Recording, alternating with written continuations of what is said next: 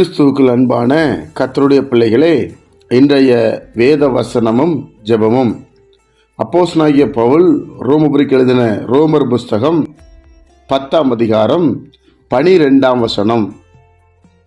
யூதன் என்றும் கிரேக்கன் என்றும் வித்தியாசமே இல்லை, எல்லாருக்கும் கர்த்தரானவர் தம்மை தொழுது கொள்ளுகிற யாவருக்கும் ஐஸ்வர்ய சம்பன்னராயிருக்கிறார்.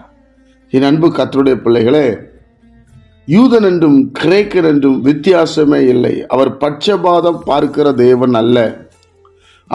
அவர்தான் நம்மை உண்டாக்கினார். நாம் அவர் ஜனங்களின் ஆடுகளின் மேய்ச்சலுமாய் இருக்கிறோம் என்று வேதம் சொல்லுகிறது. அப்போ யாரெல்லாம் கர்த்தரை தொழுது கொள்ளுகிறார்களோ, கர்த்தரை வணங்குகிறார்களோ, கர்த்தரை மட்டும் நம்பி இருக்கிறார்களோ, அவர்களுக்கு அவர் ஐஸ்வர்ய சம்பன்னராயிருக்கிறார். எல்லாவற்றையும் கொடுக்க உண்மையுள்ளவராயிருக்கிறார். முதிர் வயது வரைக்கும் நடத்த உண்மையுள்ளவராயிருக்கிறார்.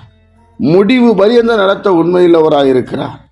என் அன்பு கர்த்தருடைய பிள்ளைகளே, எல்லாருக்கும் கர்த்தரானவர் தம்மை தொழுது கொள்ளுகிற யாவருக்கும் ஐஸ்வர்ய சம்பன்னராயிருக்கிறாராம். அப்போ தேவனுடைய பிள்ளைகளாகிய நாம கர்த்தரை சரியாய் தொழுது கொள்ளுகிறோமா? கர்த்தரை உயர்த்துகிறோமா? அவருடைய பாதத்துக்கு போகிறோமா? வேதத்தை நல்லா தியானிக்கிறோமா? அவர் விருப்பத்தின்படி நடக்கிறோமா? அவரை தொழுது கொள்ளுகிறோமா? யோசித்து பாருங்க. கர்த்தருடைய பிள்ளைகளாகிய நாம் அவரை தொழுது கொள்ள வேண்டும். தொழுது கொள்ளுகிற யாவருக்கும் என்று வேதம் சொல்லுகிறது. கர்த்தரை தொழுது கொள்ளுகிறவர்களுக்கு, அப்படியே கர்த்தரை ஆராதிக்கிறவர்களுக்கு, கர்த்தரை மகிமைப்படுத்துறவர்களுக்கு அவர் ஐஸ்வர்ய சம்பன்னராயிருக்கிறாராம். தேவனுடைய பிள்ளைகளே, அவர் ஐஸ்வர்ய சம்பன்னராயிருக்கிறார். நாம் அவரை தொழுது கொள்ளும் பொழுது நம்முடைய வாழ்க்கையிலே குறைகள் நமக்கு இருப்பதில்லை. எல்லா தேவைகளையும் சந்தித்து நம்மளை மேன்மைப்படுத்துகிறார். ஆஸ்தியும் ஐஸ்வர்யமும் அவன் வீட்டில் இருக்கும் என்று வேதம் சொல்லுகிறது. நாம் கர்த்தரை தொழுது கொண்டால், கர்த்தரை துதித்து அவரை ஆராதித்தால், அவருடைய வசனத்தின்படி நம்ம நடக்க ஆரம்பித்தால் அவர் நமக்கு ஐஸ்வர்ய சம்பன்னராயிருக்கிறார். இதுல குறை என்று நாம் சொல்வதற்கு வழியே இருக்காது. அதைத்தான் வேதம் சொல்லுகிறது. அவரை தொழுது கொள்ளுகிற யாவருக்கும் ஐஸ்வர்ய சம்பன்னராயிருக்கிறாராம். அப்ப ஐஸ்வர்யத்தை தேடணும் நமக்கு அவசியம் இல்லை. நம்ம அவரை தொழுது கொண்டால் போதும். அவரை மனதார உள்ளத்தின் ஆழத்திலிருந்து அவரை மகிமைப்படுத்தி அவரை வணங்கினால் போதும்.